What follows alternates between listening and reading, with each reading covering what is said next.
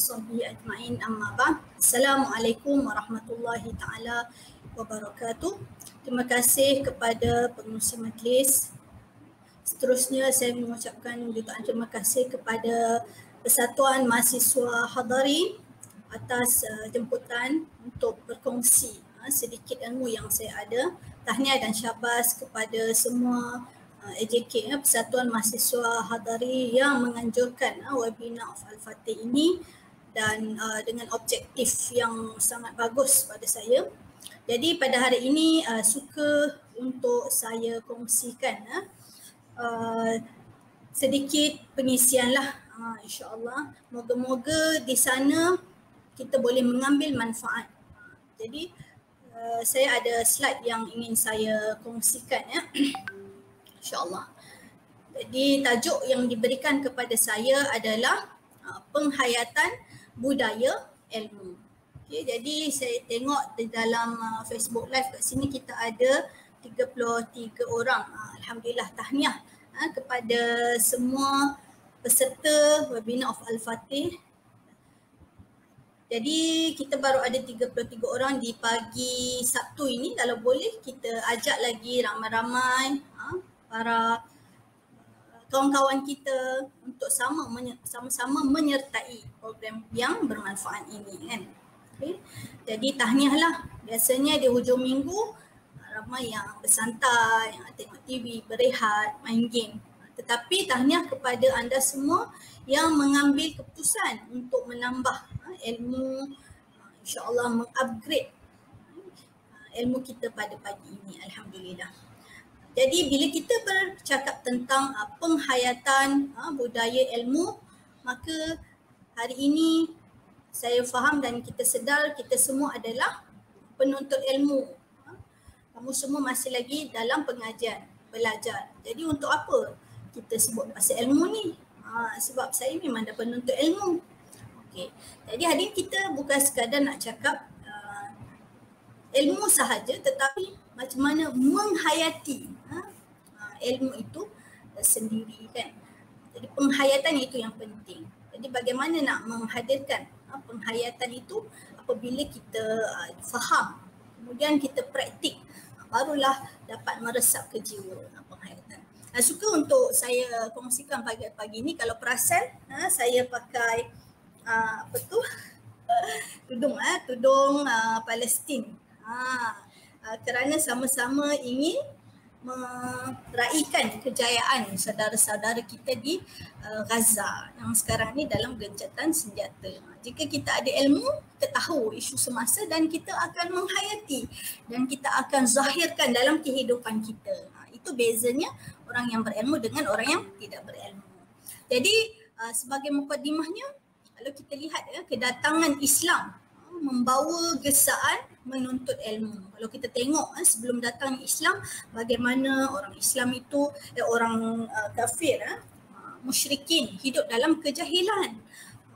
Mereka tawaf di Kaabah tanpa berbaju, tidak ada perasaan malu. Mereka menyembah batu-batu berhala yang tidak memberi kesan kepada kehidupan mereka pun.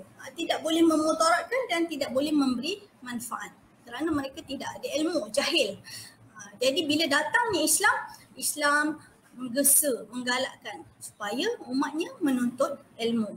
Bukan menuntut sahaja tetapi sebarkan dan muliakan ilmu itu sendiri. Kalau kita tengok dalam gambar-gambar ni, macam mana Islam datang di tanah Melayu kita kan, pedagang-pedagang Islam mengajarkan solat. Jadi membawa sinar baharu kepada kita. Islam itu sendiri tertegaknya dengan wacana ilmu, dakwah, tazkirah, peringatan, Masya Allah. Jadi dengan ilmu ini akan menghasilkan, menjumpai teori-teori baharu, mengubah perspektif dan kehidupan manusia. Jadi betapa hebatnya martabat ilmu ini di sisi Allah Subhanahu Wa Taala. Dan bagaimana kita tengok ulama-ulama kita sangat tekun, sangat gigih menekuni ilmu kan. Bagaimana mereka berusaha untuk mendapatkan hadis Nabi SAW sebagai contoh, sanggup berjalan beribu-ribu batu jauhnya. Kerana apa timbul kegigihan ini? Kerana mereka menghayati budaya ilmu itu, meresapkan budaya ilmu itu dalam kehidupan seharian. Jadi hari ini kita sama-sama ingin menggarap, kita sama-sama ingin menyuntik dan menghayati budaya ilmu itu dalam kehidupan kita sebagaimana ulama-ulama kita terdahulu. Okey. Jadi sebagai permulaan, sukalah untuk saya kongsikan ilmu itu sendiri sebenarnya berasal daripada apa. Kalau dari sudut istilah, ilmu ni bahasa Arab sebenarnya kan, tetapi telah dibawa masuk digunakan bahasa Melayu. So ilmu daripada perkataan alimah, mengetahui. Ya'lamu fi'il mudhari', present tense. Kemudian ilman, masdar dia. Okay. Alimah ya'lamu ilman. Tapi dari sudut istilah, Imam Ghazali menyatakan ilmu itu adalah sebagai hakikat semua benda. Jadi Imam Ghazali mengatakan ilmu yang paling sempurna adalah ilmu yang dimiliki oleh Allah Subhanahu Wa Taala. Di mana Allah Subhanahu Wa Taala telah memberikan kepada kita sedikit daripada ilmu itu melalui lidah Rasulnya, melalui wahyunya, Al-Quran dan juga hadis. Okay? Masya Allah, itu adalah sedikit daripada ilmu yang Allah kongsikan kepada kita. Kerana sesungguhnya ilmu Allah itu maha luas, tidak dapat ditandingi oleh manusia. Jadi kalau kita nak menuntut ilmu, yang kita ada sekarang sebenarnya hanya secepis sahaja daripada ilmu Allah. Banyak lagi yang kita boleh gali. Kita tengok pula Ibnu Khaldun mengatakan ilmu itu sebagai sesuatu yang dapat dipelajari oleh manusia. Sama ada kita menggunakan akal fikiran, panca indera iaitu dengan kita melihat, kita buat penelitian, so kita akan dapat ilmu baharu. Kemudian daripada pengalaman-pengalaman hidup kita, jadi kita akan belajar sesuatu yang baharu. Itu juga adalah definisi ilmu. Jadi mahupun ilmu dengan pertolongan wahyu ilahi, iaitu daripada Al-Quran, kemudian daripada hadis yang telah ditafsirkan, diterjemahkan oleh para ulama kita, sehingga terlahirnya buku-buku kan, fiqh, sirah dan sebagainya.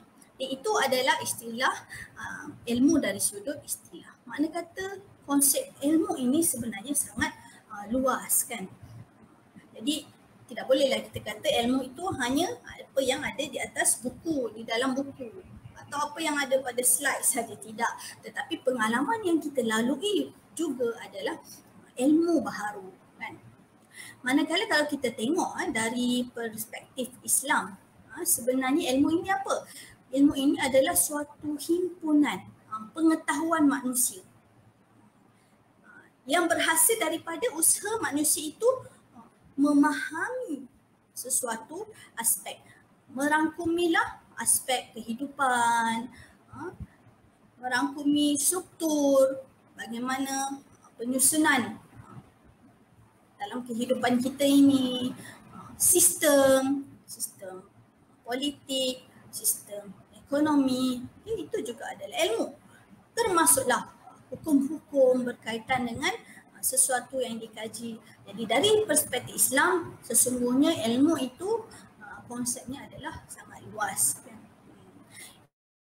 Paling penting dalam Islam kita menekankan bila kita menuntut ilmu, ilmu itu ilmu yang baik dan memberi keyakinan di dalam hati kita.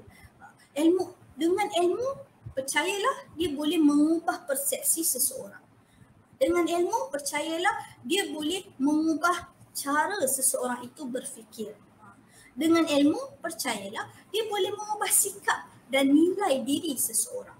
Masya Allah, betapa hebatnya kuasa ilmu itu. Jadi sebab itu dalam Islam kita melihat ilmu itu perspektifnya adalah luas.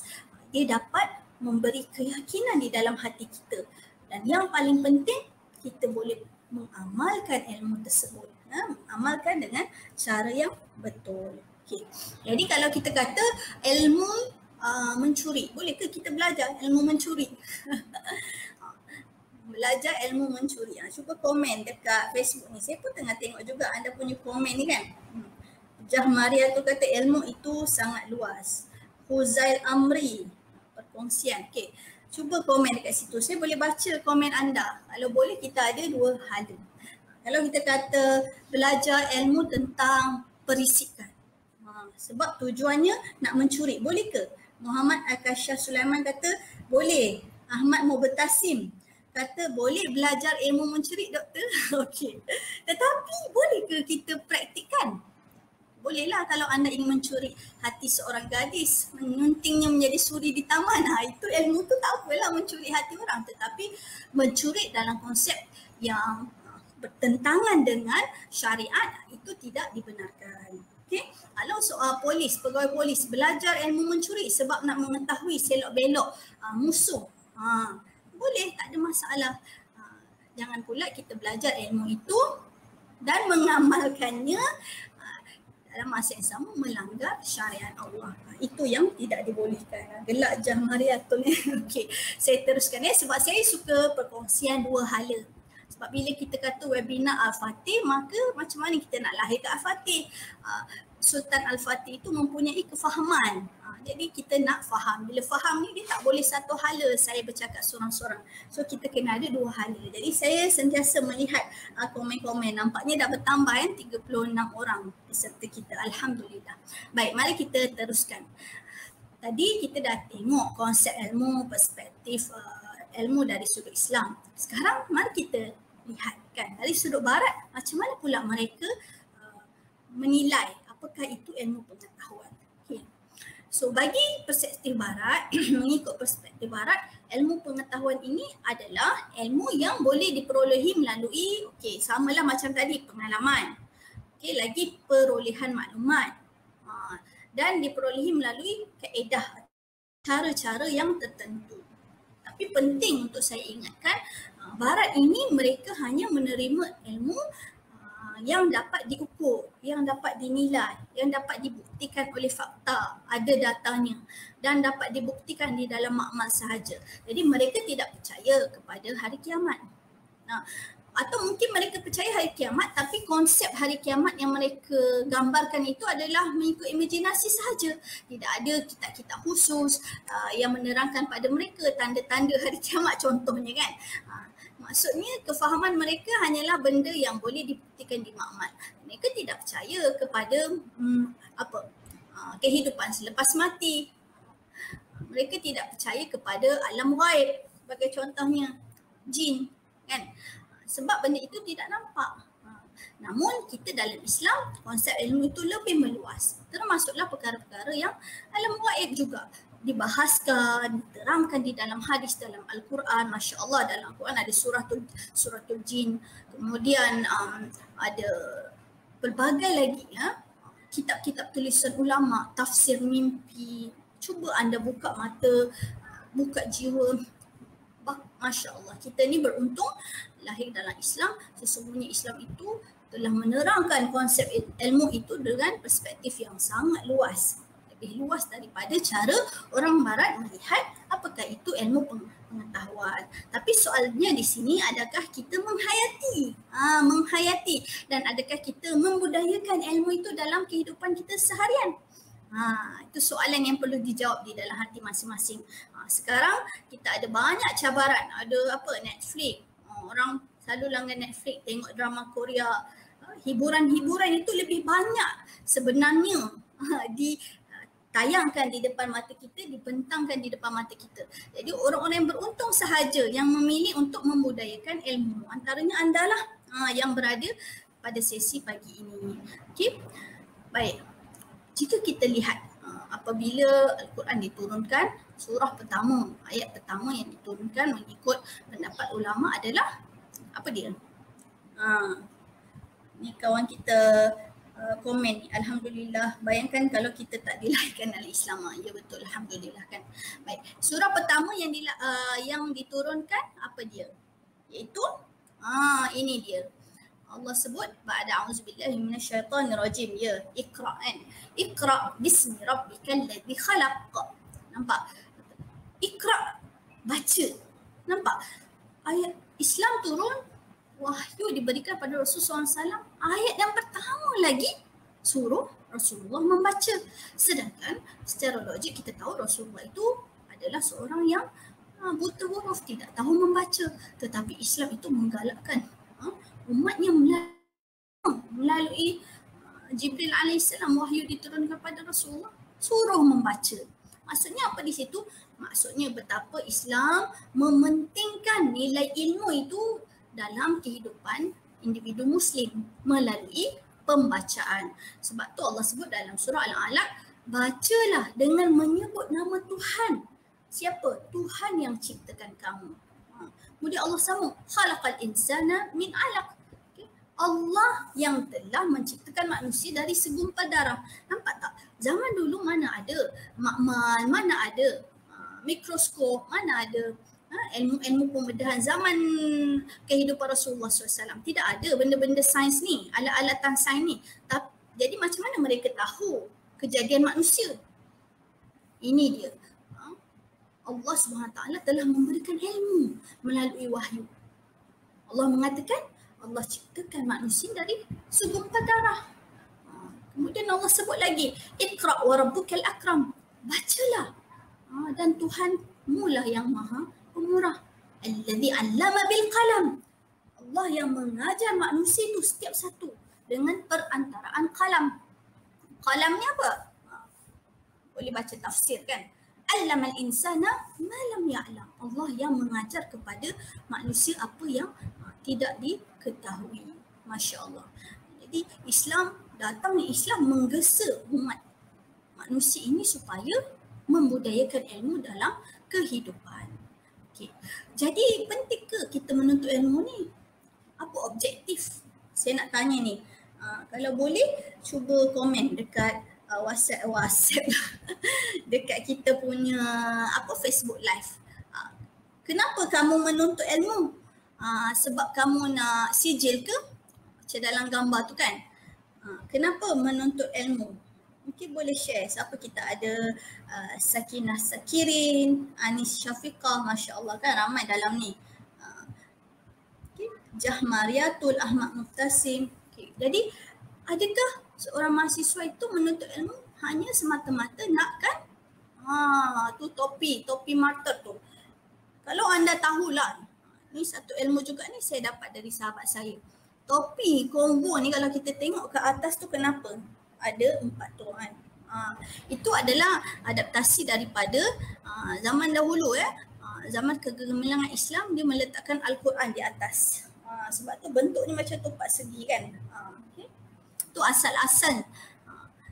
Supaya apabila orang berilmu walaupun berjaya namun ada yang lebih tinggi di atasnya. Apa dia? Iaitu Al-Quran. Ini sumbernya kena dipastikanlah sahih atau tak. Namun saya nak sebut betapa Islam itu telah memberikan satu gambaran yang jelas. Setinggi mana pun orang itu walaupun dia dah menggenggam segulung ijazah, walaupun sudah ada degree dalam sarjana muda ataupun degree, master degree atau PhD. Namun Al-Quran itu sepatutnya berada di atasnya. Dia berpandukan Al-Quran dalam seluruh kehidupan. Ya? Itulah asal usul topi itu kan. Okey, terima kasih bagi yang komen ni. Dia kata kenapa objektif menuntut ilmu. Nur Atirah, untuk memperluaskan pandangan dari pelbagai sudut. Betul, Alhamdulillah. Jamariatul nak beri sumbangan kepada ummah. Semoga Jamariatul dapat memberi sumbangan kepada ummah. Siti Maisarah supaya dapat mengubah nasib keluarga. Masya Allah. Ada sahabat-sahabat kita yang datang daripada keluarga yang susah.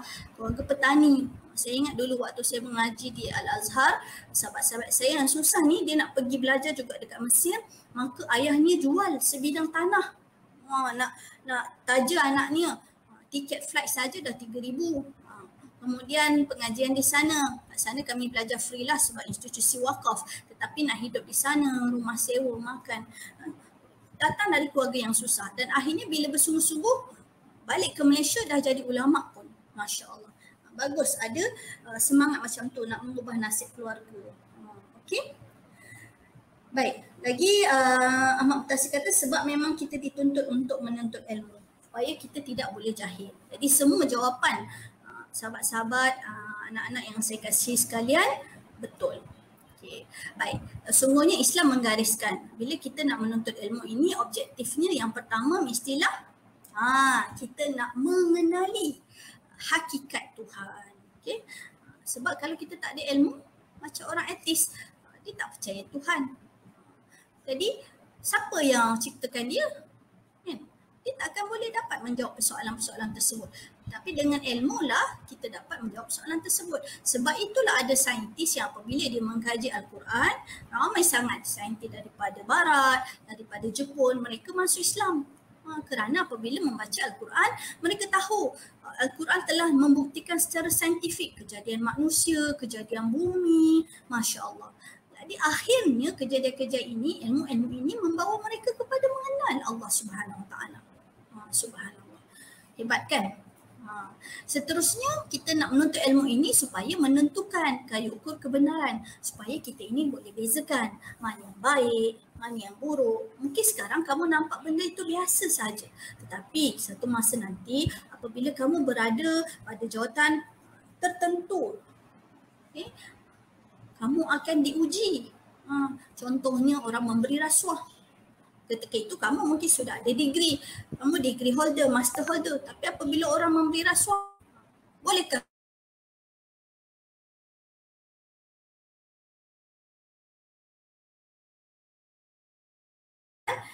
untuk melakukan sesuatu perkara yang benar? Jadi kayu ukur keputusan kamu itu dengan ilmu, menghayati ilmu. Dan seterusnya dengan iman. Bila kita hayati ilmu tersebut, kita tahu rasuah itu salah, kemudian kita ada rasa takut kepada Allah, barulah ilmu itu membantu kamu untuk menjauhi daripada perkara yang mungkar. Jadi kamu boleh memilih sesuatu yang benar. Jadi dengan ilmu juga objektifnya dapat memandu kehidupan duniawi dan ukhrawi. Kadang-kadang kan kalau kita tengok sekarang ni kita PKP, betul tak? PKP kita duduk dekat rumah. Kamu rasa bosan tak duduk dekat rumah? Kelas mungkin kelas setiap hari ada satu atau ada dua. Selain daripada waktu kelas pula bukan lama pun, sejam-sejam setengah je kan? Bukan 4 jam. Selain dari waktu kelas, apa yang kamu buat? Kadang kita rasa boring. Pernah tak anda rasa lemah semangat? Cuba komen dekat Facebook Live tu. Saya boleh baca komen anda. Kadang rasa lesu. Tapi bila kita kembali balik kepada Al-Quran dan Sunnah, maka Al-Quran dan Sunnah telah tunjukkan kepada kita apa yang sebenarnya kita penuhi, yang sepatutnya seorang Muslim memenuhi kehidupannya. Walaupun di rumah tidak dapat bersosial kan. Ni kawan kita kata, Mama Tasha bosan juga doktor. Bukan awak je bosan, saya di rumah pun bosan. Layan anak saya ada 3 orang. Memang itu adalah naluri manusia. Kita nak benda baru, kita nak keluar. Tapi hari ni Allah uji kita kan. Jadi kita kembali kepada Quran dan Sunnah kan. Ni sahabat kita nak Atira banyak kelas assignment. Ni betul banyak kelas assignment, tapi pernah tak kita rasa Allah penatnya lah kan. Jadi macam mana kita nak meningkatkan balik semangat kita? Kita kembali pada Al-Quran dan Sunnah. Kita kembali kepada ilmu yang telah diajar di dalam Al-Quran dan Sunnah. Bila kita menuntut ilmu untuk berjaya, setiap hari penuhi kehidupan kita itu dengan perkara-perkara ibadah. Belum membuat ibadah. Pagi-pagi bangun, adakah kita tidur pula selepas subuh? Tidak. Islam mengajar kita supaya sentiasa sihat, bangun awal pagi. Hadis Rasulullah SAW, Allah ibarik ummati fi bukuriha. Okay. Ya Allah, Rasulullah SAW doa, ya Allah berkatilah kehidupan umat-umatku yang berpagi-pagian. Maksudnya lepas subuh ni dah pergi jogging sebagai contoh kan. Pukul 6.30 pergi jalan depan rumah pakai mask kan, ambil udara. Masya Allah. Sebab kita nak adaptasi, kita nak amalkan hadis Nabi tadi. Allah suka orang yang berpagi-pagian, buat senaman dekat rumah sebab nak jaga kesihatan kan. Allah suka hamba-hambanya yang kuat. Jadi Masya Allah, ilmu Allah Subhanahu Wa Taala memberikan ilmu melalui lidah Nabi SAW untuk memandu apa yang kita perlu buat dalam dunia ni. Apa yang kita perlu susun hari-hari kita dengan perkara bermanfaat. Kalau kita hayati hadis Nabi itu, kita tidak akan rasa bosan. Setiap hari kita akan rasa ada perkara yang kita nak lakukan. Kita cuba cari sesuatu yang baru dalam hidup kita. Kita lah kena create benda tu. Sekarang ni sangat kritikal kan, kita duduk kat rumah bosan. cuba ambil semangat ya. Jadi dengan ilmu ini objektifnya dapat memandu kehidupan kita, duniawi dan ukhrawi. Masya-Allah. Dan yang paling penting, betul lah kata sahabat kita tadi, bila kita nak menuntut ilmu ni tujuannya nak jadi insan yang baik, nak tolong keluarga. Kemudian yang penting niat kita adalah untuk berdakwah, nak sampaikan balik ilmu itu kepada masyarakat. Jadi barulah ada penghayatan dekat situ. Barulah kita merasai kemanisan menuntut ilmu itu. Bila orang dapat mengambil manfaat daripada kita. Kalau rajin, buatlah FB Live kan. Cerita. Hari ni satu hadis cerita. Kamu bidang apa bahasa Arab? Cerita apa kata-kata hikmah. Satu hari buat 10 minit kan. Kalau kamu bidang apa? Bidang sains. Ceritalah ilmu kamu dalam bentuk yang mudah difahami oleh orang. Jadi Masya Allah, kalau kita mati nanti orang tengok FB Live kita, ilmu itu akan sentiasa memberikan pahala yang mengalir kepada kamu dalam kehidupan alam barzakh. Jadi fikirkan sesuatu untuk manfaat akhirat. InsyaAllah kamu tak akan rasa bosan kan. Gunakan teknologi dengan cara yang betul. Jangan hanya main game saja, tidak. Kalau main game tu main betul-betul sampai menang lah, dapat 5,000 ke, barulah berbaloi. Ini main masa pun habis, tak dapat duit, tak tolong ibu bapa. Jadi itu tidak betul sebenarnya. Jadi kita kena betulkan balik persepsi tu supaya ada penghayatan ilmu dalam hidup kita, ada perubahan dalam hidup kita insya-Allah. Okey, Allah dah sebut kan dalam surah Az-Zumar ayat 9. Allah katakan, Qul hal yastawi alladhina ya'lamuna wal ladhina la ya'lamun. Katakanlah wahai Muhammad, adakah sama orang berilmu ni dengan orang yang tak berilmu? Cuba anak-anak yang dikasihi Allah ni, dah ramai 39 orang ni, cuba komen dekat FB Live tu, apa beza orang yang berilmu dengan orang yang tak berilmu. Saya nak tengok, cuba komen dekat FB Live tu. Nanti saya akan bacakan komen-komen, kita akan sembang-sembang supaya bila kita kata menghayati ni bukan kamu dengar saja daripada saya. Saya nak raikan juga pendapat-pendapat anak-anak yang dirahmati Allah yang berada pada program webinar Al-Fatih. Cuba komen dekat situ, apakah beza orang yang berilmu dengan orang yang tak berilmu? Ada beza ke tak? Contohlah kita tengok dari sudut peniaga. Peniaga yang ada ilmu dengan peniaga yang tak ada ilmu. So beza dia apa dekat situ? Okay. Ada lagi yang komen, saya tunggu ni. Sementara tu saya nak berceloteh sekejap kan. Okay. Jadi Allah Subhanahu Wa Taala telah memberi panduan kepada kita melalui lidah Rasulnya kan. Allah sebut Rasulullah SAW bersabda, taraktu fikum amrain lan tadilu in tamassaktum bihima. Rasulullah SAW bersabda, aku meninggalkan kepada kamu dua perkara.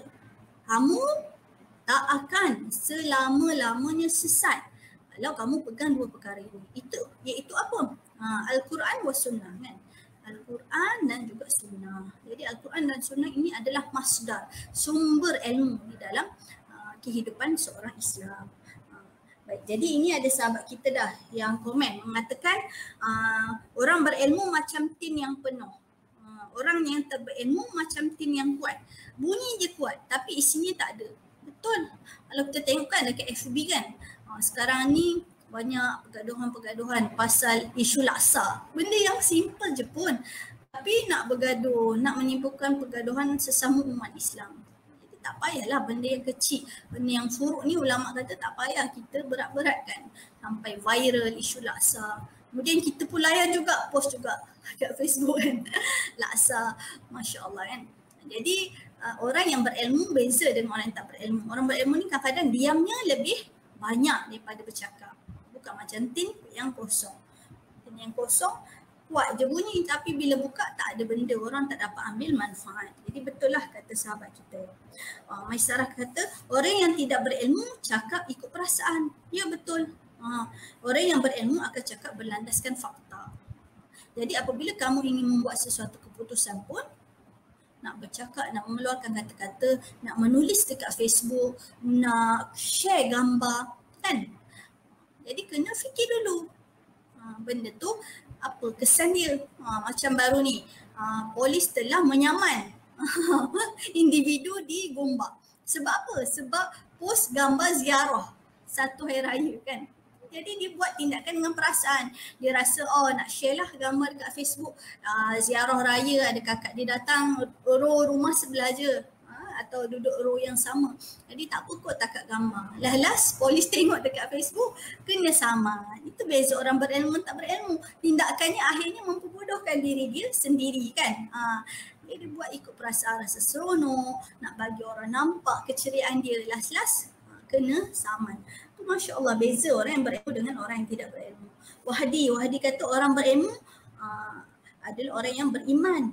Manakala orang yang jahil, walaupun ada pengetahuan tetapi mereka tetap jahil, tidak nampak kebenaran itu kan. Masya Allah. Ya. Siti Aisyah, orang yang berilmu boleh jadi rujukan. Orang yang tak berilmu saya jumpa biasanya skill tinggi. Skill tinggi kan. Jadi kita kena kuasai dua-dua lah. Kan. Okay. Dan ramai lagi yang komen. Masya Allah, terima kasih. Saya raikan semua sahabat-sahabat kan. Adik-adik, anak-anak, tak tahu nak cakap adik ke anak sebab saya rasa macam saya muda lagi. Kawan-kawan. Okey, baik. Saya nak share apa dia konsep ilmu. Jadi konsep ilmu ini kita kena faham bahawa hakikatnya Allah yang menjadi pemilik mutlak ilmu. Sebab itu kalau kita berilmu tinggi, jangan sesekali rasa bongkar. Jangan sesekali kita rasa berlagak dan memandang rendah pada kawan-kawan kita. Contoh yang slow learner ke, tidak. Sebab ilmu yang kita ada ini Allah yang miliki. Allah bagi kita sedikit secebis sahaja. Itu konsepnya bila kita menuntut ilmu kan. Jadi manusia hanya diberikan ilmu yang sedikit. Contoh saya walaupun dah ada PhD tetapi saya hanya tahu bidang bahasa Arab. Bidang bahasa Arab tu pun saya bukan tahu semua. Syair-syair, adab, itu bukan bidang saya. Untuk bidang saya adalah bidang kemahiran bahasa. Sikit sangat Allah bagi. Banyak lagi benda yang kita boleh gaji. Jadi tak boleh kita berlagak walaupun awak dah jadi pensyarah ke, awak dah jadi bos orang hebat. Jangan sebesar Zahra pun jangan ada perasaan berlagak. Sebab kalau Allah nak cabut ilmu tersebut, rezeki tersebut, bila-bila masa Allah boleh cabutkan. Masya Allah. Jadi kamu kena gunakan ilmu sebaik mungkin. Nak gunakan ilmu ni yang penting sebab ramai orang yang belajar tapi dia tak praktikkan ilmu. Praktikal ilmu ni susah sebenarnya kecuali kalau kamu faham apa kesan di sebalik ataupun kamu faham apa kesan di sebalik kamu mempraktikkan ilmu tersebut. Contoh kalau belajar bahasa Arab tapi tak cakap bahasa Arab, dia tak ada kesan lah. Dia kena bercakap bahasa Arab, kena menghayati ilmu yang kita pelajari. Contoh belajar kejuruteraan. Tapi apabila kamu jadi jurutera nanti buat projek tipu contohnya. Akhirnya bangunan pun roboh, runtuh. Itu tidak membawa kepada keyakinan kepada Allah. Jadi orang yang berilmu itu konsepnya gunakan ilmu sebaik mungkin sehingga dapat membawa kepada keimanan yang kukuh terhadap Allah Subhanahu Wa Taala. Okey. Jadi ni saya nak tanya, apakah hukum menuntut ilmu? Siti Aisyah kata insya-Allah Ustazah. Okey. Hukum menuntut ilmu ini kalau kita tengok hukum menuntut ilmu adalah apa? Wajiblah sebenarnya. Dalam hadis dalam Al-Quran banyak menggesa kita menuntut ilmu. Dalam hadis mengatakan tuntutlah ilmu walaupun sampai ke negeri China. Kenapa dalam hadis ni sebut negeri China? Negeri ke negara? Negara China. Sebab kalau kita tengok kedudukan daripada Mekah atau Madinah pada ketika itu, nak pergi ke negara China itu adalah antara negara yang paling jauh. Jadi Rasulullah nak cakap tuntutlah ilmu walaupun susah, walaupun kamu terpaksa pergi ke negara yang jauh. Bukan bermaksud kamu pergi negara China tu belajar. Kita kena faham konsep yang luas lah. Saya tak pergi China lagi Ustazah. Saya tak menghayati lagi hadis ni. Tak semestinya begitu. Tapi nak tunjuk dekat sini hadis ni nak kata kegigihan kamu dalam menuntut ilmu. Okay.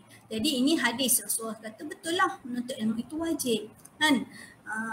Menuntut ilmu talabal ilmi faridatan ala kulli muslim wa muslimah kan. Sesungguhnya menuntut ilmu itu adalah fardu, iaitu wajiblah bagi tiap-tiap muslim, sama ada lelaki ataupun perempuan. Alhamdulillah kamu ini digolongkan dalam golongan orang yang menuntut ilmu. Ustazah sukalah kongsi pengalaman-pengalaman Ustazah di Mesir kan. Masya Allah, budaya menuntut ilmu itu adalah sangat tinggi. Sebab Mesir dikatakan sebagai kiblat ilmu. Okay.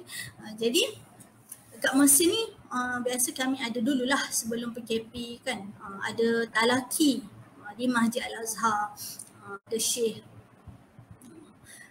syekh banyak lah dekat sana yang kita boleh menuntut ilmu. Ustazah dengan suami dulu selalu pergi Syekh Yusri, nama dia Syekh Yusri. Kami pergi dekat rumah dia selepas subuh, baca hadis Nabi, berzikir, berselawat, subhanallah. Bila kita ada environment macam tu, kita rasa seronok lah boleh istiqamah. Tapi hari ni kita tak ada environment macam tu, maka kita yang kena cipta environment tu dalam rumah kita. Buka apa, corong-corong radio ataupun buka audio ceramah. Kita yang kena mewujudkan majlis ilmu tu di dalam rumah kita. Sehingga kan masa Ustazah di Mesir, nak dengar cerita tak? Ramai nak dengar cerita ni kan. Kalau tengok slide je kambing. Ustazah nak kongsilah cerita-cerita yang menarik lah supaya boleh menyentik semangat kamu. Masa Ustazah berada di Mesir dulu, biasanya lah kalau orang-orang Arab ni nak bagi sedekah ke, nak bagi zakat ke, mereka lebih suka mencari penuntut ilmu, dan lagi dalam bulan Ramadan. Sebab mereka kata, mereka yakin bila mereka memberi sumbangan kepada penuntut ilmu ini, akhirnya penuntut ilmu ini bila berjaya dia akan balik ke negara Malaysia dan akan berdakwah. Maksudnya dia bila bagi sumbangan kat bulan Ramadan tu, kalau Ustazah balik daripada kuliah berjalan kaki kan, tiba-tiba ada kereta akan berhenti, dia bagi bungkusan makanan untuk iftar tau. Makanan pula bukan calang-calang. Kat sana ada mukmin. Mukmin ni macam taraf KFC lah, tapi Muslim punya. Mukmin ni ada kebab lah yang best-best lah. Daging, Masya Allah, Ustazah sebut ni sedap pula ke, lapar pula rasa. Masya Allah. Nak katanya bila mereka faham, mereka meletakkan martabat penuntut ilmu ni tinggi. Jadi mereka akan bagi makanan kat kami. Sentiasa ada bantuan-bantuan yang dihulurkan. Masya Allah. Jadi mereka faham bahawa penuntut ilmu ini mulia orangnya. Jadi apabila dah tamat belajar, pasti akan balik ke Malaysia membawa syiar Islam berdakwah. Jadi ini adalah satu penghayatan budaya ilmu dalam kalangan masyarakat Mesir. Ketika itulah waktu sebelum PKP. Masya Allah. Hebat ya. Jadi yang berada dengan Ustazah hari ini semua adalah penuntut ilmu. Jadi kamu adalah golongan yang dimuliakan oleh Allah. Jadi kita kena jaga amanah sebagai penuntut ilmu. Okey, baik, saya teruskan dekat slide. Jadi pembahagian ilmu seperti yang kita tahu, ni mungkin Ustazah nak ulang supaya nak ingatkan diri kita semua apakah ilmu yang kita kena belajar. So ada ilmu yang dinamakan fardu ain. Satu lagi apa? Fardu kifayah. Jadi fardu ain ini adalah benda-benda yang wajib, semua individu wajib tahu. Kena menuntut ilmu ni. Contohnya dari kecil kita dah settle dah daripada tadika. Alhamdulillah kan kita lahir di dalam Islam. Jadi ke Islam itu sebagai pilihan kita, maka kita dah belajar dah dekat tadika lagi rukun iman, kemudian naik sikit sekolah, kita belajar pasal hukum hakam, belajar fiqah, sekolah agama sikit, naik sekolah menengah, belajar lagi perkara-perkara yang diharamkan, naik lagi kita belajar lagi tentang pergaulan, muamalah seharian. Masya Allah, ini adalah fardu ain. Perkara ni mungkin kita dah settle dah sebelum ni waktu sekolah. Tetapi adakah cukup berhenti setakat itu sahaja kita belajar ilmu fardu ain? Tak cukup sebenarnya. Kita kena mendalami lagi. Contoh, bab solat sahaja. Adakah kita tahu apakah hadis-hadis Nabi yang mengatakan wajibnya kita solat? Bagaimana rukuk yang betul? Bagaimana mendapat kehusyukan dalam solat? Maka kita perlu tambah ilmu, cari lagi ilmu berkaitan solat. Zakat, kita tahu tak ada berapa jenis zakat? Adakah kita ni telah menjadi seorang pembayar zakat? Adakah zakat itu zakat fitrah sahaja bulan Ramadan? Kita kena bercita-cita lah menjadi orang yang kaya yang boleh membayar zakat perniagaan. Jadi macam mana ada cita-cita tersebut kalau kita tidak ada ilmu, tidak ada maklumat. Jadi kena luaskan lagi pembacaan kita supaya ilmu fardu ain ni kita kuasai betul-betul. Bukan setakat cukuplah aku dah belajar dulu 5 rukun iman kan. 5 rukun iman, 5 rukun Islam, 6 rukun iman. Tu pun kadang-kadang orang tertukar kan. Masya-Allah. Jadi tak cukup, kena dalami lagi. Ilmu pasal qada dan qadar, mana kitabnya yang kita berpegang. Okey, qada dan qadar ni kita kena percaya. Jadi kena ada kitab-kitab panduan di rumah kita susun. Ni buku bercakap pasal apa? Zakat. Ni buku bercakap pasal fiqh. Fiqh pula ada banyak. Ada fiqh alawiyat kan? Ada fiqh muwazanat, fiqh munakahat, fiqh jenayat, masya-Allah. Ilmu Allah sangat luas. Ini benda yang fardu ain lah, wajib kamu kuasai. Jadi tak cukup apa yang kita belajar waktu sekolah dulu. Kena gali lagi ilmu, beli buku. Kalau tak mampu beli buku, pinjam. Kan? Lagi ilmu-ilmu yang berkaitan dengan fardu kifayah. Fardu kifayah ni maksudnya hanya sebahagian umat Islam sahaja yang wajib mengetahui. Contohnya ilmu kedoktoran. Ustazah pun tak tahu kan macam mana nak buat pembedahan. Nak bedah kucing pun takut, bedah orang lagi takut. Jadi itu bukan ilmu yang Ustazah kuasai lah sebab Ustazah tak belajar. Pasal ilmu kedoktoran, ilmu kejuruteraan, buat bangunan Ustazah tak belajar. Jadi Ustazah belajar ilmu bahasa Arab. Jadi itu fardu kifayah. Hanya sebahagian umat Islam sahaja yang wajib mengetahui bidang-bidang tertentu. Kan? So apa bidang yang kamu kuasai? Cuba sebut dekat dalam Facebook. Kamu ni dari fakulti mana ni? Ada tak dari fakulti muzik? Ustazah nak tengok. Kotlah ada sahabat kita dari fakulti muzik, mungkin dia boleh terapkan apa muzik seni-seni Islam macam mana, garis panduan, hiburan kan. Hari ni orang terlalu banyak berhibur sehingga melalaikan. Jadi penting untuk adanya orang yang faham Islam daripada fakulti muzik. Itu fardu kifayah lah. Cuba komen dekat Facebook. Kamu ni dari fakulti mana? Apa bidang fardu kifayah yang kamu pelajari? Ada tak daripada APB? Saya rasa adalah sahabat-sahabat saya, anak-anak murid saya tadi.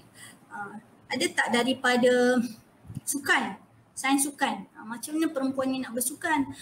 Kena menutup aurat. Jadi macam mana kita boleh tak bersukan di publik, tempat umum, berlari?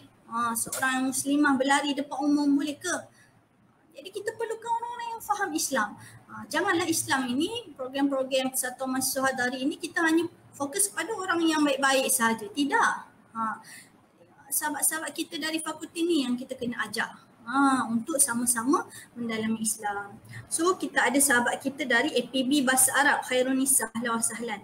Kita ada APB Bahasa Melayu, Auni. Jah Mariatu daripada Fakulti Asis, halal. Alhamdulillah. Lagi, apa lagi?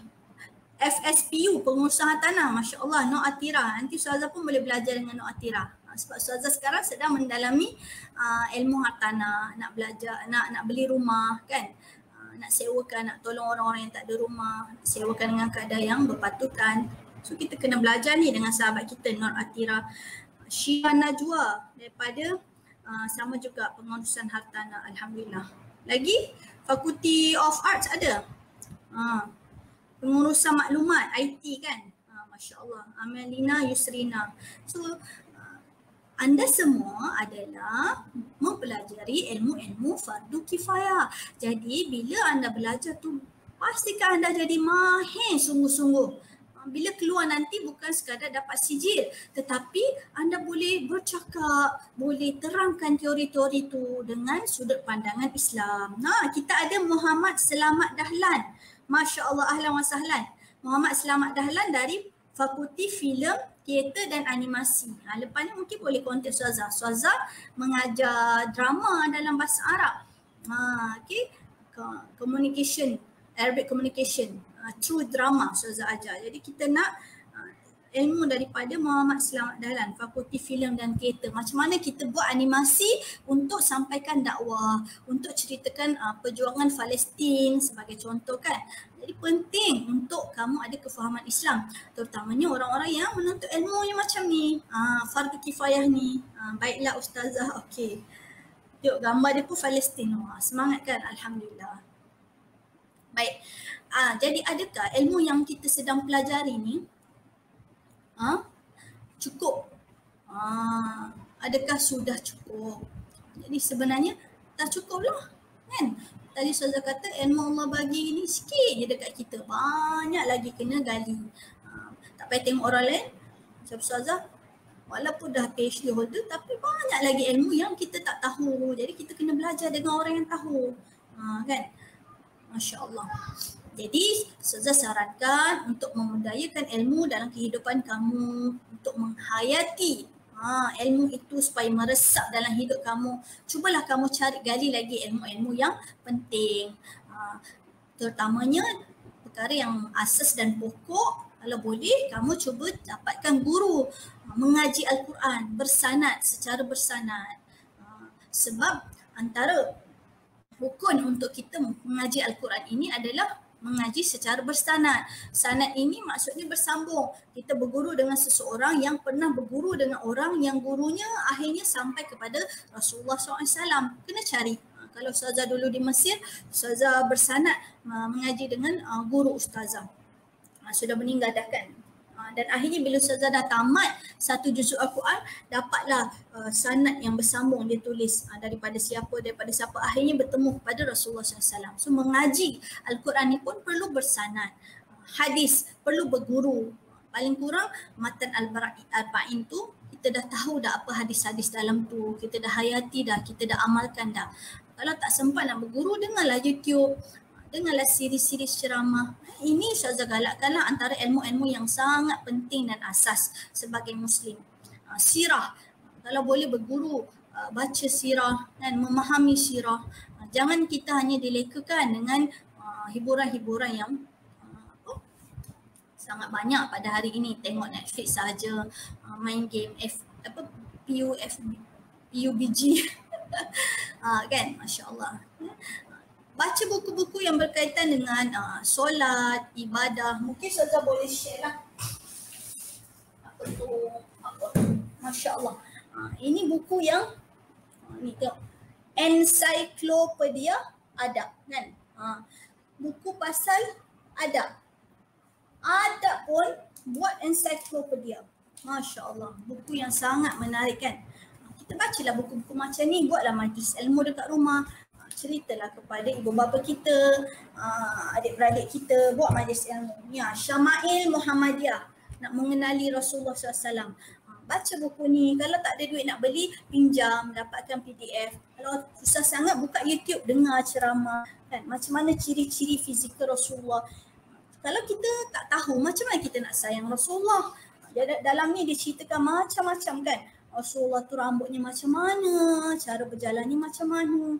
Hebatlah tengok ni, tanah daripada makam Rasulullah. Sebenarnya Masya Allah banyak benda yang kita boleh gali dan kaji supaya dapat menambah keyakinan kita kepada Allah. Kan? Akhlak, perbaiki akhlak kita. Hari ini berapa ramai orang yang dalam Facebook menulis seolah-olah bukan orang Islam, mencaci orang lain. Masya Allah, tidak bertanggungjawab terhadap apa yang ditulis. Jadi anak-anak saudara semua, kalau boleh elakkan daripada jadi orang macam tu. Anda adalah orang yang belajar, penuntut ilmu. Jadi bila menulislah dengan ilmu. Fikir dulu kesan penulisan kita kepada orang lain. Nanti orang sakit hati kan, dosa dan sebagainya. Jadi belajar lagi kepimpinan, pengurusan. Kamu kena join persatuan. Untuk kalau di APB kita ada Pebakom lah, Kebayu lah, apa lagi, Persatuan Bahasa Inggeris kan. Masya Allah. Ilmu kepimpinan ni sangat penting. Kalau kamu belajar sekarang, nanti bila kamu grad, bekerja, kamu akan jadi bos. Kamu akan tahu cara berhadapan dengan orang bawah, cara berkomunikasi, cara mengendalikan mesyuarat, cara membuat kertas kerja dan sebagainya. Kadang-kadang ilmu ini kamu tak dapat di dalam kelas secara maya. Kamu tak dapat dalam pengajian formal. Jadi kamu kena join lah persatuan-persatuan macam ni. Kalau Ustazah kat Mesir dulu, Ustazah join namanya Pemerang. Kemudian Ustazah join jadi AJK Berkesam. Sampai suami Ustazah adalah ketua Ustazah sendiri kan. Jadi kita nak upgrade ilmu kepimpinan kita. Jadi joinlah persatuan. Lagi ilmu kewangan, kena belajar mengurus duit. Kamu dapat PTPTN macam mana? Nak habiskan duit ke? Atau kamu boleh menyimpan? Sebab hari ini berapa ramai orang muda yang grad tetapi berhutang. Kan? Dah dapat degree, tengok ada hutang. Kerja gaji pertama dah kena bayar hutang. Masya Allah. Jadi IT, kena belajar IT skill, kena belajar cara buat video, cara buat live, StreamYard, cara buat animasi. Sekarang semua online kan. Belajar daripada kecil, kalau anak-anak Ustazah ajar daripada kecil dah boleh buat animasi. Lepas tu kita ajarlah dia buatlah cerita yang best-best, boleh manfaat pada orang lain kan. Maksudnya kita kena create bentuk cara berfikir kita. Jangan biarkan hiburan yang melampau, kemudian apa lagi? Persitaran, contoh PKP, kita rasa lesu, lemah. Kita hanyut macam tu, tak boleh. Sebagai orang Islam, kita kena ada pendirian yang teguh. Kita kena ada kawan-kawan yang sentiasa support kita dalam usrah, yang sentiasa bagi galakan kepada kita. Sehingga kadang-kadang kita rasa malu. Malu nak tidur lepas subuh, rasa malu pada diri kita, malu dekat Allah, malu pada Rasulullah. Meninggalkan bacaan Al-Quran, malu. Sebab ada satu kita panggil sebagai kawan-kawan jemaah ataupun kita panggil sebagai kelompok yang sama-sama mengingatkan kita pada Allah SWT. Jadi penting ya perkara-perkara ni supaya kita sentiasa bersemangat untuk belajar. Tapi kalau kita seorang-seorang saja lama kita akan jadi hanyut lah. Kan? Itu yang banyak berlaku pada hari ini. Orang yang lemah semangat, hanyut, bunuh diri. Padahal orang Melayu, orang Islam kan. Kerana tidak ada ilmu. Kerana membuat keputusan berlandaskan emosi, kerana tidak duduk di dalam jemaah Islam yang sentiasa memberi menyuntik semangat perjuangan. Masya Allah, ini sangat penting. Jadi macam mana kita nak budayakan ilmu? Ni ada soalan. Aina Zainuddin, Ustazah, buku tu dari Telaga Biru. Ya, buku ni, yang ni dua-dua ni daripada Telaga Biru. Yang ni baru keluar lah. Baru dicetak bila ni? Baru dicetak rasanya tahun lepas kan? Cetakan pertama Julai tahun 2020. Ustazah menjawab soalan tadi kan? Okey. Seterusnya, macam mana kita nak membudayakan ilmu? Jadi kita kena banyak membaca kan? Kalau malas membaca, mendengar, buka ceramah-ceramah kan? Kadang-kadang kita kena paksa diri kita. Jangan dengar lagu-lagu yang menghanyutkan jiwa kita, melalaikan. Benda-benda macam ni tidak memotivasikan kita. Sekali-sekala bolehlah dengar.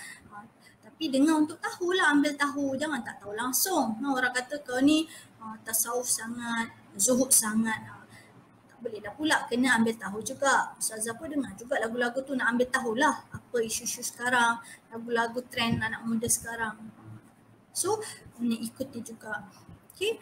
Kalau membaca ni, kalau tak nak baca buku, membeli buku, boleh tengok online, e-book ada banyak. Tapi kalau Ustazah prefer beli buku ni yang hard copy ni. Sebab bila soft copy ni kita akan tengok menggunakan gadget kan. So mata kita akan jadi penat lah tengok macam tu. Ustazah tak minat. Kalau suka buku yang kita boleh selak. Jadi kita aktif sikit lah. Boleh bertahan untuk tempoh yang lama. Peruntukkanlah sehari paling kurang berapa minit kamu boleh baca buku. Bukan baca Quran, Al-Quran tu memang dah wajib dah. Setiap hari kamu kena wajibkan diri kamu baca. Ni baca buku. Setiap hari at least ada berapa lama kamu boleh peruntukkan diri kamu untuk membaca buku. Setengah jam. Untuk peringkat pertama cubalah setengah jam. Kemudian tambah lagi sejam kan. Masya Allah. Jangan tiba-tiba nak terus baca sampai 3-4 jam lepas tu malah nak baca dah. Tidak. Biar buat sikit-sikit tapi konsisten. Setiap hari baca kan. Ustazah nak cabarlah anak-anak ni, cubalah 1 bulan habiskan 1 buku. Atau kalau tak boleh, dalam 2 bulan habiskan sebiji buku, sebuah buku. Kemudian buat FB Live, cerita buku apa yang kamu baca. Ceritalah dengan kawan-kawan, mungkin orang tak baca cerita buku tersebut. Kamu baca kemudian kamu cerita. Contoh kamu kata, buku kecil pun tak apa, buku-buku yang kecil kan. Saya baca hari ni pasal macam mana menguruskan duit. Contohlah atau teknik belajar online. Saya baca e-book contoh. Buatlah bilai apa poin-poin yang kamu baca. Ustazah nak cabarlah, boleh tak? Sebulan sebuah buku atau 2 bulan sebuah buku. Cubalah konsisten insya-Allah. Budayakan ilmu dalam kehidupan kan. Ni sahabat kita kata bangsa membaca bangsa yang berjaya. Macam iklan dalam TV tu. Betul lah tu. Lagi sekarang apa yang kamu buat adalah kamu mengambil sijil kan, pengajian formal ataupun mungkin informal dengan ceramah. So ini bagus. Kamu teruskan usaha, sentiasa tingkatkan semangat. Walau apa pun cabaran, kamu dekat rumah nak meneruskan pengajian degree kamu ni, kena buat dengan bersungguh-sungguh kan. Jangan sesekali kamu konten kelas ke ataupun kamu tak set assignment ke. Sebab kadang-kadang kita perlukan doa daripada pesyarah-pesyarah kita. Kita perlukan keberkatan dalam menuntut ilmu. Benda-benda macam ni lah yang akan sentiasa memberi kita semangat dan motivasi lah untuk terus berjaya. Okay, ini adalah salah satu cara untuk kita memudayakan ilmu lah apa yang kamu sedang buat sekarang, iaitu kamu sedang mengambil sijil atau pengajian secara formal. Okay, lagi boleh mendengar ceramah. Lagi kita boleh menyertai webinar online seperti yang Persatuan Mahasiswa Hatari buat ni. Hari ni, esok ada lagi persatuan-persatuan lain buat. Carilah sumber-sumber yang boleh menambah ilmu kita insya-Allah. Cuba budayakan ilmu di dalam kehidupan. Baik. Syekh Profesor Dr. Yusuf Al-Qaradawi. Kenal tak ni? Siapa Syekh Qaradawi ni? Cuba sebut. Siapa Syekh Qaradawi ni? Jangan ada yang tak kenal pula. Okey. Jadi beliau menyebutkan ilmu-ilmu agama merupakan alat bagi kita untuk selesaikan banyak perkara. Sebagai contohlah, kalau dekat industri bila mesin rosak, juruteknik akan ada alat-alat untuk baiki mesin tersebut. Jadi alat-alat ni akan memudahkan dia untuk mengendalikan proses baik pulih. Jadi ilmu ini adalah alat. Contoh ilmu kewangan. Jadi ia adalah alat yang membantu kita untuk uruskan kewangan kita sebagai contoh. Baik, mari kita tengok sedikit. Masa Ustazah pun sudah tamat. Ini Ustazah nak tunjuklah banyak gambar-gambar akhir ni. Kesan-kesan orang yang tak ada ilmu. Nampak ni? Fakta muflis. 84,805 kes muflis. Muflis pula bukan orang tua. Orang muda. Muda-muda dah muflis, buat pinjaman peribadi. Ni sebab apa? Mereka semua tidak ada ilmu kewangan. Kan? Ni fakta muflis. Orang muda yang banyak muflis. Tengok ni, 41 belia muflis setiap hari. Sebab apa? Tak ada pengetahuan tentang pengurusan kewangan. Grab-grab je dah ada. Kan? Lagi, macau scam. Orang yang rugi berjuta-juta. Tengok ni, bulan Ogos 2020 rugi 128 juta mangsa yang terpengaruh dengan macau scam. Macau scam ni dia call, dia kata awak menang peraduan sekian-sekian, boleh tak dapatkan nombor akaun, saya nak masukkan duit. Dia pun tak ada ilmu, dia percaya sahaja kan. Bagilah nombor akaun, kemudian orang tu pun hack, minta masukkan duit. Dia kata kalau awak tak masukkan duit nanti ada nilai-nilai dia ugut lah. Nampak? Semua tak ada ilmu. Lagi, tengok ni ajaran sesat. Tak ada ilmu.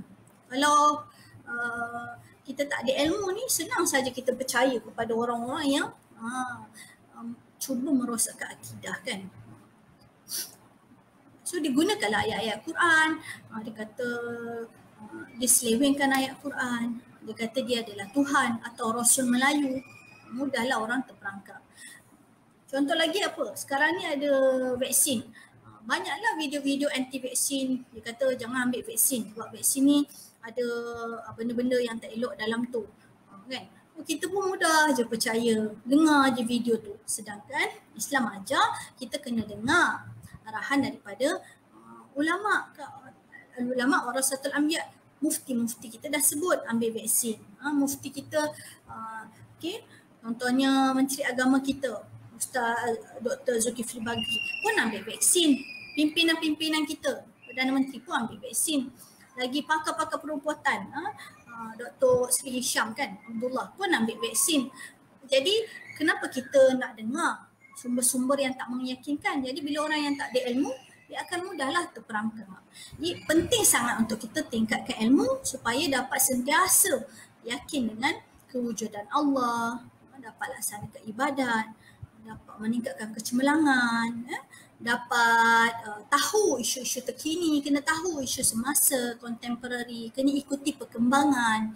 Jangan kita duduk main game saja atau katak di bawah tempurung saja, tidak boleh. Dan yang paling penting, bila menuntut ilmu ni, kita ada ilmu, maka kita tidak akan mudah ditipu. Kita tidak akan mudah dipermainkan oleh orang lain. Okay? Dan akhirnya saya nak selitkan sedikitlah, bila kita menjadi penuntut ilmu ini, sentiasalah kita jaga adab-adab menuntut ilmu. Jadi bila kita kelas online tu, walaupun tak jumpa dengan guru-guru kita secara fizikal, tetapi kena bersungguh-sungguh, kena tunjukkan kesungguhan, siap sedia daripada awal, jangan masuk lewat dalam kelas online. Kalau boleh bersuci, dah mandi dulu, ambil wuduk. Adab-adab dalam Islam kan macam mana menuntut ilmu ni, kita dengan ada wuduknya, bersihkan hati, barulah kita rasa keberkatan tu, barulah ilmu itu akan meresap dalam jiwa kita, barulah kita akan ingat ilmu tersebut sampai bila-bila. Ini penting ni untuk jaga adab. Lagi perlu sentiasa rendah hati, jangan bongkak hati, jangan bila kita beri pendapat dalam kelas kita nak pancung orang lain kan. Jangan kita merasa diri kita ni lebih hebat daripada orang lain. Dan kita kena elakkan perselisihan. Okay? Dan akhir sekali adalah tuntas atau tekun lah. Kita kena tekun menuntut ilmu ini. Kemudian cuba kita ajarkan kepada orang lain. Macam tu. Baik, dan yang terakhir, sebabkan webinar kita namanya webinar Al-Fatih. Al-Fatih ni adalah dalam zaman kegemilangan Osmaniyah. Osmaniyah ni memerintah, dia adalah empire Islam yang terakhir. Kalau kita tahu selepas Rasulullah SAW meninggal, kemudian zaman para sahabat khulafak kan, 4 orang nama para sahabat. Selepas itu bila sahabat dah meninggal adalah zaman empire Islam kan. Okay. Umayyah, Abbasiyah, Andalusiyah kan, Utsmaniyah lah, iaitu tahunnya 1299 hingga jatuhnya khilafah Islam yang terakhir dulu. Bila jatuh khilafah Islamiyah? Pada bulan November 1922. Jadi bila Empire Utsmaniyah ni jatuh, sebab itulah tak ada lagi khilafah Islam. Jadi semua negara terpecah, semua ada undang-undang sendiri, ketua sendiri. Jadi Islam pun tak bersatu. Jadi kita kena tengok balik, singkap balik. Dulu kita pernah berjaya, pernah gemilang. Andalusia salah satu pusat kebudayaan yang terbesar. Dan macam mana gemilangnya pada waktu tersebut? Sebab adanya pembangunan ilmu. Ini langkah pertama yang Sultan Andalus buat, iaitu Sultan Al-Hakam. Sultan Al-Hakam sendiri ada perpustakaan yang besar. Dia suruh pegawai-pegawainya membina perpustakaan yang besar dan ada 400,000 buah buku. Al-Hakam juga dikatakan sultan yang pertama membina universiti di Andalusia. Masya Allah kan. Jadi hebatnya Islam pada zaman itu adalah kerana meletakkan, membudayakan ilmu itu di dalam kehidupan melalui tangan-tangan pemimpin. Pemimpin kan. Kalau kita tengok Sultan Muhammad Al-Fatih juga adalah orang yang berilmu, daripada kecil menguasai pelbagai bahasa. Ada banyak bahasa yang beliau kuasai. Jadi sebagai akhirnya saya dah habis dalam ni, saya mengucapkan jutaan tahniah kepada semua anak-anak yang dapat bersama di dalam webinar Al-Fatih pada hari ini, dan saya ucapkan tahniah juga kepada semualah yang mendengar rakaman ni selepas ni. InsyaAllah moga-moga terbit di dalam hati naluri kecil ini perasaan untuk menambah ilmu, perasaan untuk mendapat kemanisan menuntut ilmu. Walaupun berapa pun umur kita, jangan rasa putus asa untuk sentiasa menambah ilmu. Yang penting adalah kita ingin mendekatkan diri kita kepada Allah Subhanahu Wa Taala. Jadi akhir kata terima kasih kepada Persatuan Mahasiswa Hadari. Okay, baiklah, saya serahkan kepada pengurusi majlis.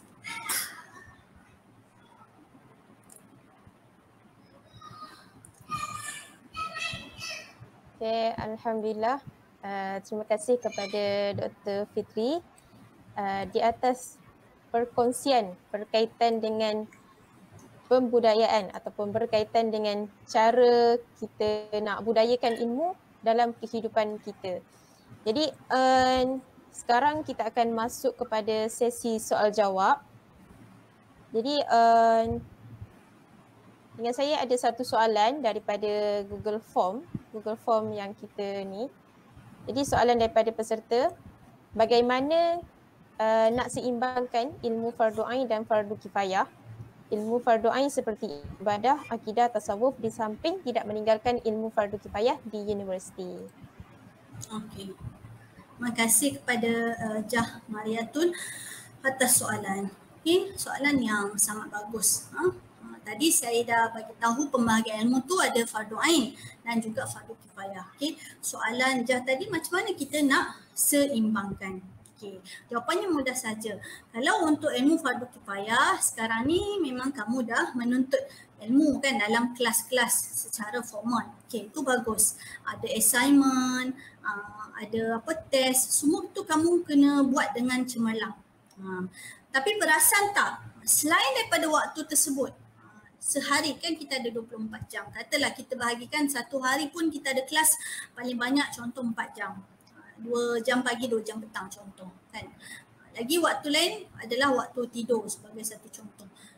Senggang antara waktu-waktu tersebut, maka bolehlah kita isi dengan pengisian rohani, iaitu kita tambah ilmu berkaitan dengan ilmu fardu ain. Contoh tadilah kamu cuba dapatkan sebuah buku, mulakan dengan benda yang mudah.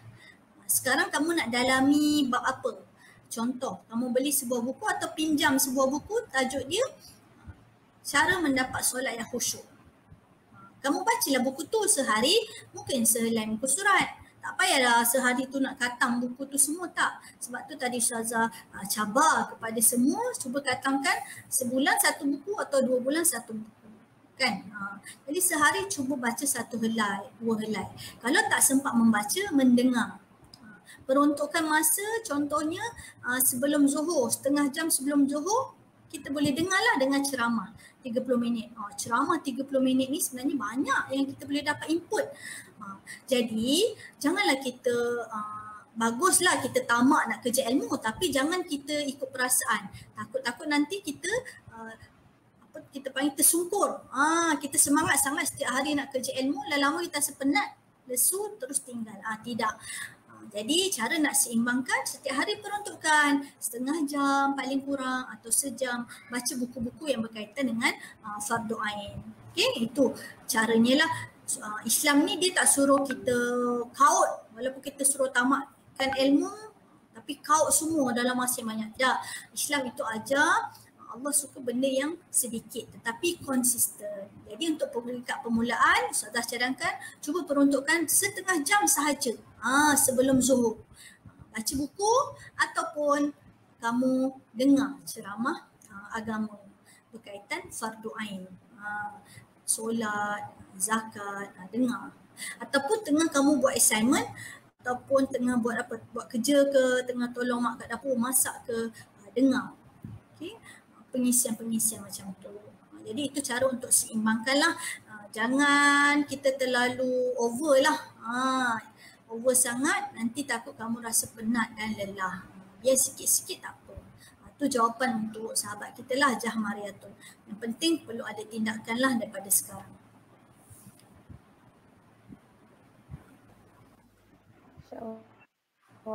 Jadi diharap menjawab persoalan kepada Jah Mariatun.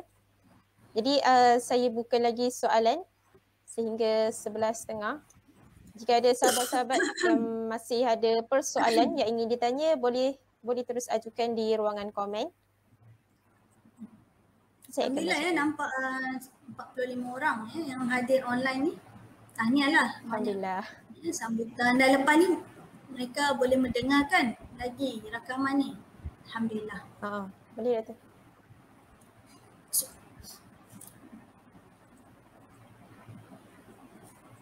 Tak ada dah soalan tu nampaknya.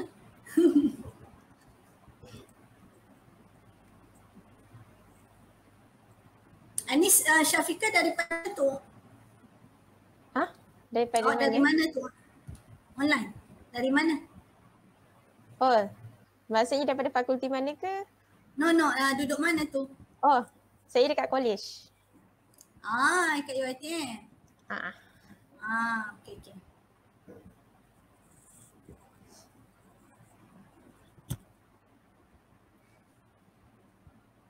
Rasanya tak ada soalan. Okey, ada.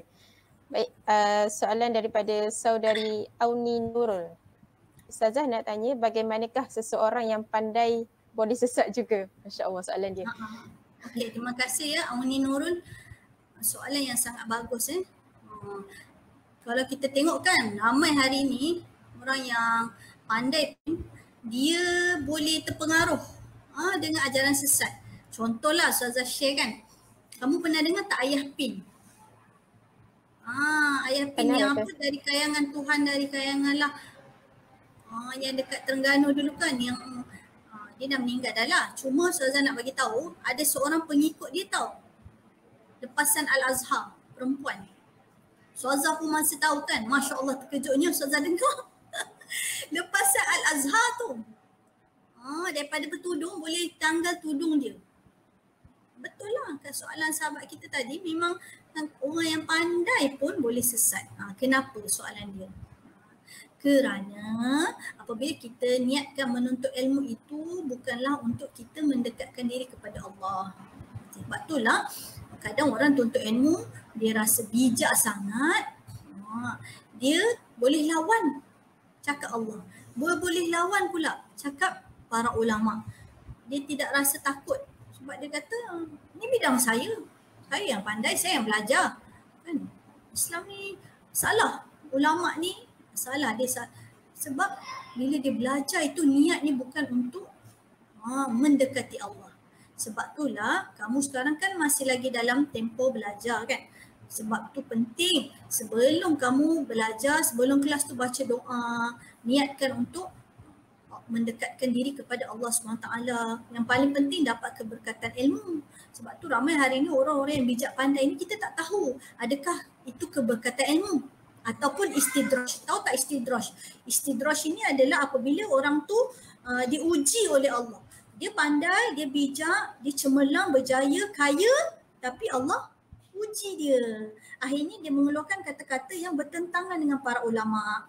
Kerana dia tidak menjadikan ulama tu sebagai pemimpin dia, panduan dia. Jadi dia rasa dia hebat dalam sesuatu bidang, maka dia membangga diri. Jadi perasaan-perasaan ni lah yang kita kena buang. Itulah punca ya kenapa orang yang bijak pandai pun boleh sesat, mudah disesatkan kerana tidak beriman. Jadi macam mana nak mengelakkan perkara ni berlaku? Kita jawab teruslah. Tindakannya adalah yang pertama, daripada sekarang kamu kena konsisten jaga adab-adab menuntut ilmu. InsyaAllah kalau kamu jaga adab menuntut ilmu, Allah akan pelihara kamu daripada menjadi kelompok yang sesat, yang membelakangkan Islam atau yang memanipulasikan Islam, memanipulasikan ilmu untuk menentang Islam. Okey, jadi itu yang pertama. Kamu kena pastikan adab-adab tadi yang saya sebut 5 adab tu kan, niat semua tu dijaga.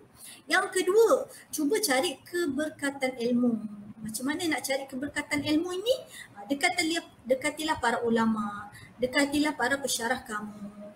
Kamu rajinkanlah doa untuk para pesyarah kamu, WhatsApp dekat dia, boleh tak doakan saya. Doa-doa para pesyarah ini insya-Allah akan menjadikan kamu seorang yang berkat kehidupannya. Jadi insya-Allah bila kita jadi pandai nanti, bukanlah pandai yang menyombong diri, tetapi ilmu itu berkat. Macam mana nak tahu berkat? Hati dan jiwa kita rasa tenang. Anak-anak kita, anak-anak yang baik, yang soleh dan solehah. Itulah bukti keberkatan ilmu yang kita tuntut sekarang. Kita dapat pekerjaan, walaupun pekerjaan itu tidak ada gajinya besar, tetapi dengan gaji yang kecil itu selesa, kamu boleh hidup dengan tenang, cukup makan, cukup pakai. Itu dia kayu ukurnya.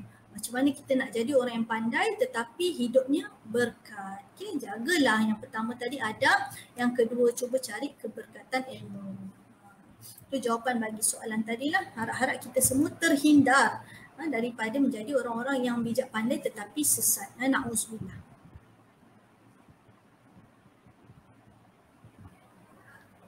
Amin, insyaAllah. Okey, soalan seterusnya daripada saudari Nur Hafizah. Ustazah nak tanya, apa pendapat Ustazah tentang agama Melayu? Okey, terima kasih Nur Hafizah. Okey, sebenarnya tak adalah agama Melayu ni, tak ada. Sebab Al-Quran dah ajar kita ad-din indallahil Islam. Agama di sisi Allah itu adalah Islam sahaja. So Islam ni apa pula? Islam ini adalah apa-apa yang diturunkan, diwahyukan pada Nabi Muhammad SAW melalui kalam Allah iaitu Al-Quran. Kemudian satu lagi iaitu As-Sunnah, hadis Nabi. Dan Al-Quran dan As-Sunnah ini telah diterangkan, ditafsirkan oleh para ulama melalui kitab-kitab yang dihasilkan, kitab fiqah kan, dan kitab-kitab lainlah. Jadi sebenarnya agama Melayu itu sama sekali tidak wujud. Kan? Qat'iyan maksudnya memang tak ada namanya agama Melayu. Jadi orang yang cuba menyesatkan orang Islam, dia kata saya ni adalah Rasul untuk umat Melayu sahaja.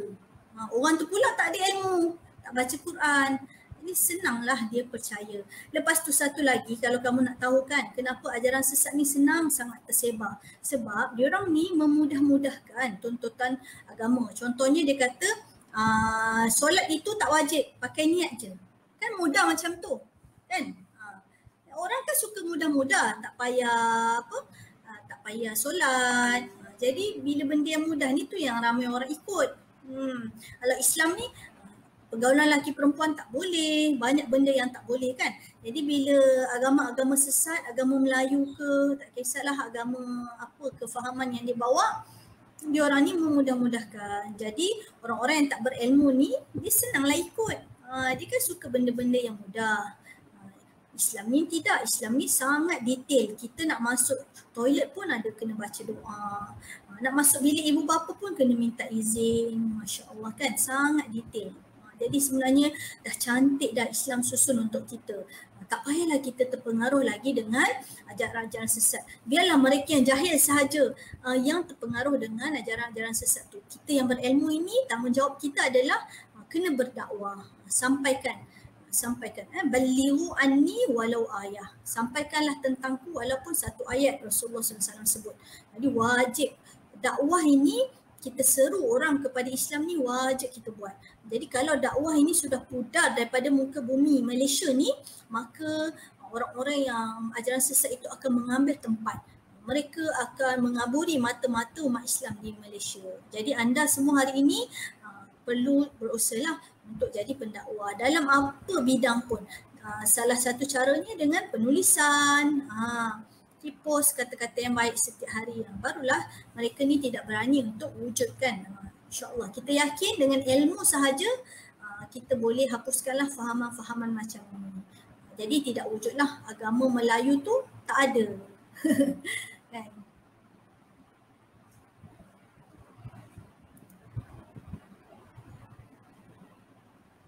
Okay, kasih doktor. Jadi kita ada lagi 3 soalan insyaAllah. Okay, soalan yang seterusnya.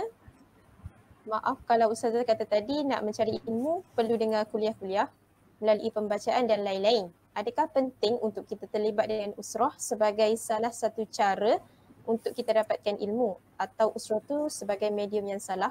Mohon pencerahan daripada Ustazah. Terima kasih. Okey, terima kasih diucapkan kepada Jahmariatul yang bertanya. Okey, sebenarnya usrah ini adalah medium. Medium untuk kita dapat ikat diri kita bersama dengan jemaah orang Islam. Kan?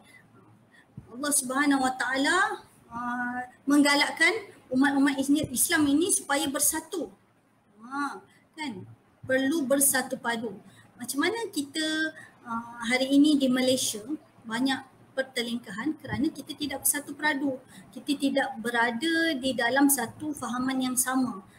Kan? Jadi usrah ni sebagai satu medium untuk menyelaraskan kefahaman Islam.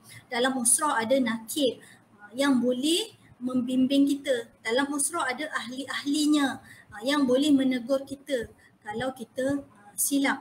Jadi usrah ini adalah satu medium untuk kita dapat mentarbiah diri. Untuk mentarbiah diri kan. Sesungguhnya hadis Nabi SAW mengatakan, man la yahtam bi amri muslim falaysa minhum. Sesiapa yang tak mengambil berat tentang urusan orang-orang Islam, maka bukanlah dari kalangan mereka.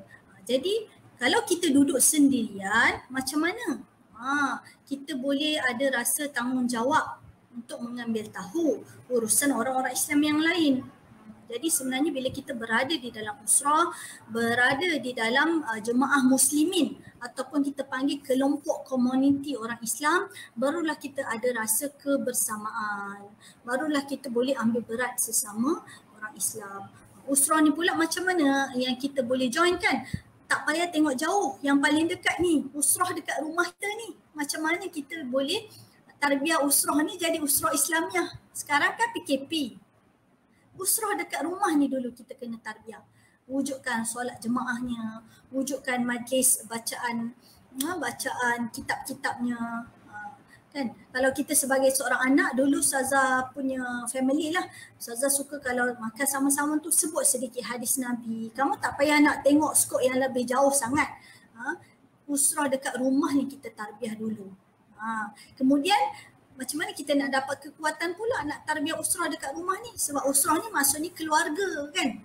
Keluarga kita yang betul tu lah kita kena tarbiyah dulu. Okey, kemudian kita cari usrah untuk pengisian rohani kan. Contoh circle-circle online sekarang yang ada Persatuan Mahasiswa Hadari pun ada online kan. Online circle kan. Online circle ni kena join lah. Sebab apa? Sebab kat sana kita ada pengisian secara konsisten dan kita akan dapat pengisian secara bersistem. Ada dia punya silibus-silibus usrah dia. Barulah kita dapat mantapkan kefahaman kita. Tujuan usrah ini adalah untuk menyelaraskan balik kefahaman-kefahaman Islam. Ada tempat yang kita boleh rujuk, ada soalan yang kita boleh kongsi, ada idea yang kita boleh kongsi dengan sahabat-sahabat usrah kita. Makna kata saya memberi penekanan lah usrah ni sangat penting. Kalau boleh carilah satu usrah paling kurang. Contoh kalau Ustazah dekat Mesir dulu memang wajib lah. Bawah pemeram tu dia ada usrah tau. Usrah untuk pelajar. Jadi semua pelajar Al-Azhar tu dia ada usrah dia. Kita orang usrah setiap hari Jumaat. Dia ada nakib dia. Dan Masya Allah pengisian usrah ni sangat seronok lah. Daripada usrah tu lah Ustazah belajar. Daripada tak pandai bercakap jadi pandai bercakap. Daripada tak faham sesuatu isu jadi faham. Dalam usrah tu kita akan buat banyak perbincangan. Usrah ni ada usrah yang formal, informal. Ikutlah, yang penting kita pilih orang-orang yang baik. Sebab kalau kita nak jadi baik ni biarlah kita cari kelompok kawan-kawan yang baik juga. Barulah aura itu akan mempengaruhi kehidupan kita. Masya Allah. Usrah ni sangat penting. Jangan kata pula usrah ni medium yang salah. Tidak sebenarnya. Usrah ni adalah medium yang sangat tepat untuk kita memperbaiki diri, untuk kita mentarbiah diri. InsyaAllah nanti kan bila kamu sudah keluar daripada zaman universiti, kamu akan rindukan suasana-suasana tarbiyah ni. Ketika itu nanti kamu dah kahwin, dah ada anak, kamulah pula mencorakkan, mentarbiahkan di dalam usrah sebenar kamu. Jadi kena faham konsep usrah ni, keluarga, maksudnya keluarga. Yang penting sekarang ni, jangan kita duk leka juga. Ada orang dia duk leka dengan usrah-usrah pengisian-pengisian rohani. Dia terlupa keluarga dia dekat rumah tu, adik dia sendiri lalai, tak solat. Itu salah lah kan. Jadi jangan kita pun sibuk nak berdakwah berusrah, tapi usrah kita yang sebenar, mak ayah kita pun kita tak tarbiyah. Time PKP ni lah kita ambil kesempatan tarbiyah, tarbiyah keluarga kita. Senang je, tunjukkan akhlak yang baik, tolong mak ayah, jangan selfish duduk rumah kan, dekati adik-adik kita. Itulah usrah yang sebenar yang kita kena jaga. Boleh So saya seru ni sahabat kita yang berapa ramai orang yang ada dalam ni, 44 orang. Siapa yang tak ada usrah lagi, cepat-cepat tanya dekat Persatuan Mahasiswa Hadari ni kan. Ada hari tu saya tengok ada iklan circle kan, Islamic Circle. Join lah. InsyaAllah anda akan dapat kawan-kawan baru, dapat dapat belajar dari pengalaman mereka. Jadi siapa yang kata usrah tu salah, maka tak tepatlah sebenarnya. Saya sebagai pensyarah sendiri menggalakkanlah para pelajar untuk berada dalam kelompok kawan-kawan yang baik, insya-Allah. Baik, insya-Allah. Jadi memandangkan kita pun sudah kehabisan masa. Jadi sebenarnya ada lagi 3 soalan, tapi insya-Allah untuk lagi 3 soalan ni akan dijawab kemudian dalam grup ataupun dalam ruangan komen nanti akan dijawab oleh mungkin daripada admin sendiri, insya-Allah. Tapi ada soalan ni ditanya, boleh ke nak dapatkan slide daripada doktor? Boleh. Nanti saya bagi link dekat FB komen tu. Slide tu saya bagi dekat link saya share dalam Google Drive. Okey. Baik doktor. Ataupun saya bagi kat Persatuan Mahasiswa Hadari, share lah macam mana nak share dengan peserta. Okey, baik. Okey, insya-Allah. Jadi untuk seterusnya mungkin doktor boleh bagi sedikit conclusion berkaitan dengan tajuk kita pada hari ini, insya-Allah. Okey. Alhamdulillah, bersyukur pada Allah SWT kerana selama 1.5 jam ni kita dapat berdiskusi, dapat menambah kefahaman ilmu kita. Jadi tajuk yang saya bawakan adalah penghayatan budaya ilmu. Banyak perkara yang saya sudah kupaskan sebentar tadi. Kesimpulannya, al-ilmu bila amalin kasyajari bila thamarin. Ilmu yang tidak diamalkan ibarat sebuah pokok yang tidak berbuah. Jadi hari ini anak-anak semua sudah dapat ilmu, pendengar semua sudah belajar banyak perkara yang saya sebutkan. Jadi saya pulangkan peluang kepada semua untuk mengamalkan. Cubalah untuk membudayakan ilmu di dalam kehidupan kita. Hanya dengan ilmu, yakinlah, hanya dengan ilmu yang boleh mengubah persepsi seseorang. Hanya dengan ilmu yang boleh memimpin kita untuk membuat keputusan yang tepat. Ya. Hanya dengan ilmu sahajalah kita boleh memberi panduan kepada orang lain. Okay. Kena yakin. Jadi hadis Rasulullah SAW menyebutkan man arada dunya fa'alaihi bil ilmi. Wa man arada al-akhirah fa'alaihi bil ilmi. Wa man aradahuma ma'an fa'alaihi bil ilmi. Saya tutup dengan hadis ini yang bermaksud siapa yang inginkan dunia, nak kejayaan, nak rezeki, kamu nak pekerjaan, maka dengan ilmu. Kena belajar bersungguh-sungguh. Cuba dapat anugerah dekan setiap semester. Cuba habiskan belajar, grad yang paling penting. Okey? Maka kena dengan ilmu. Barulah kita dapat pekerjaan yang baik, insya-Allah. Dapat kehidupan yang baik. Kemudian Rasulullah bersambung lagi, siapa yang nakkan akhirat? Maksudnya nakkan keselesaan hidup di akhirat bila kita dah meninggal. Maka dengan ilmu. Sekarang kita kena susun dah macam mana kita bersediakah untuk mati, macam mana amalan kita, zikir kita, solat kita khusyuk ke tidak, macam mana sedekah kita. Perkara-perkara inilah yang menjadi pahala jariah kita di akhirat. So kalau kita tak ada ilmu, kita tak akan buatlah perkara-perkara ni. Kalau kita tidak ada penghayatan terhadap ilmu pun, kita tak akan ada kekuatan untuk istiqamah. Kan? Istiqamah ni penting. Dan akhir sekali Rasulullah SAW tutup, siapa yang nak kedua-duanya bersama, iaitu nak dunia dan nak akhirat, pun mesti dengan ilmu. Makna kata ilmu ni sangat penting. Jadi kamu budayakanlah ilmu itu di dalam kehidupan. Hayatilah setiap ilmu yang kamu tuntut itu dan cubalah untuk berusaha dapatkan keberkatan ilmu. Saya doakan semua anak-anak yang dikasihi Allah sekalian, semua para pendengar mendapat kejayaan di dunia dan di akhirat. Semoga Allah Subhanahu Wa Taala memberikan kita kefahaman. Allahumma faqihna fid din, insya-Allah. Semoga Allah memberi kefahaman kita di dalam ilmu agama di dunia dan juga di akhirat. Semoga Allah menyelamatkan kita semua daripada wabak penyakit COVID-19, insya-Allah. Semoga Allah memberikan kita semua kesihatan, keamanan. Semoga Allah menyelamatkan saudara-saudara kita di Palestin, insya-Allah. Semoga Allah menjadikan kita orang-orang yang istiqamah dalam beramal dan menambahkan keimanan kepada Allah Subhanahu Wa Taala. Dan semoga anak-anak ustazah semua menjadi orang-orang yang berdakwah menegakkan Islam di muka bumi kita ini, khususnya muka bumi Malaysia, insya-Allah. Amin ya rabbal alamin. Akhir kata Ustazah mohon maaflah kalau ada tersalah kata atau bicara, dan terima kasih kepada Persatuan Mahasiswa Khatari kerana menjemput Ustazah. Yang baik itu datangnya daripada Allah, yang buruk itu datang daripada diri Ustazah sendiri. Aqulu qauli hadza wa astaghfirullahal azim li wa lakum. Assalamualaikum warahmatullahi wabarakatuh. Waalaikumsalam warahmatullahi wabarakatuh. Alhamdulillah, jutaan terima kasih saya ucapkan kepada Dr. Fitri dan juga sahabat-sahabat para penonton dan para peserta di atas kesudian Doktor dalam menyampaikan ilmu, segala ilmu yang disampaikan oleh Doktor ni, walaupun kita dah pernah dengar tapi masih terlalu banyak rupanya ilmu-ilmu yang kita tak sempat nak belajar.